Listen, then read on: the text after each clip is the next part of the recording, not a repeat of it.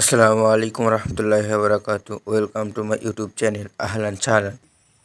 তো গত এক ভিডিওতে আপনাদের বলেছি যে হলো ভুট্টার বড়া তৈরি করে দেখাবো। তো সব প্রতিদিনই আমি আসি হলো দেখি যে ভুট্টার বড়া তৈরি করার জন্য পুক্ত হয়েছে বা বয়স হয়েছে নাকি। তো বয়স বলতে ওভাবে দিন কিভাবে কি কাউন্ট করি না আমি। আপনারা দেখেন, একটা জিনিস দেখেন, ছিলা দেখায়।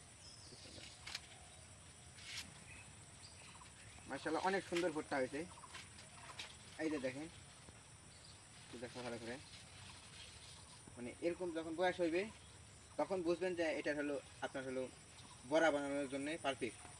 দেখেন, দেখা যাক এক বোঝা টাকার পাতা ভাঙা যায় নাকি ভুট্টা ভিতরে কি এটা আপনার বড়া বানানোর উপর একটু সময় হয়েছে কি হয় নাই কি শুনলাম, আল্লাহ ভাঙলাম দিতে এখন কি হয় না, ওইটার থেকে এটা ভালো হয়েছে, এটা একটু নরম ছিল, কিছু কিছু কম।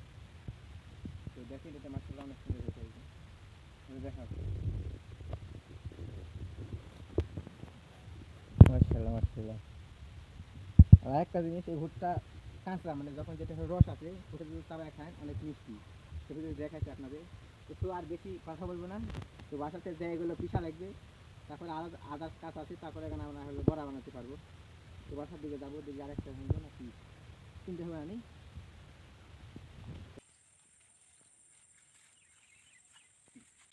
তো আপনাদের দেখাইছি ভুট্টা ভাঙা নিয়ে আসা। তো বাসা থেকে এগুলো বেছে নিয়ে এসেছি, পেঁয়াজ আসাদে, তারপরে হলো আপনার মরিচ, এখানে ঝালের গুঁড়ে, লবণ, তেল মশলা, জিরে, কালো জিরে, হলুদ, এখানে আছে আটা। তো আপনারা মিক্স করবো, মিক্স করার পরে আমরা পাক করবো, এখানে মানে ভাজবো যেতে বলে। বিসমিল্লাহ শুরু করি, এখানে শুরু করবো। আটা দেওয়া, এখানে আটা দিয়ে দিই। বিসমিল্লাহ।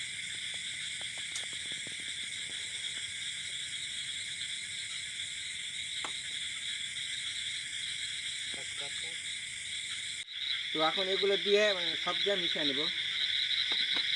আগে এটা দিয়ে নিই,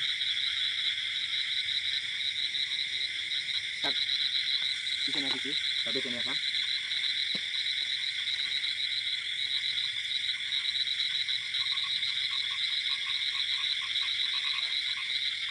লবণ দিলাম, জিরা, এতে গরম মশলা, এগুলো সবই দিব যারা আছে। এটা হলো কালা জিরা, যেটা কালো জিরা যেতে পারে, এটা অনেক গুণাগুণ আছে।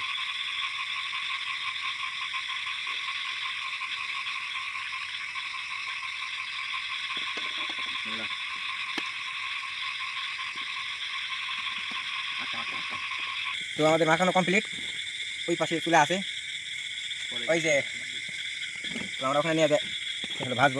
এখন তেল দিয়ে নেবো।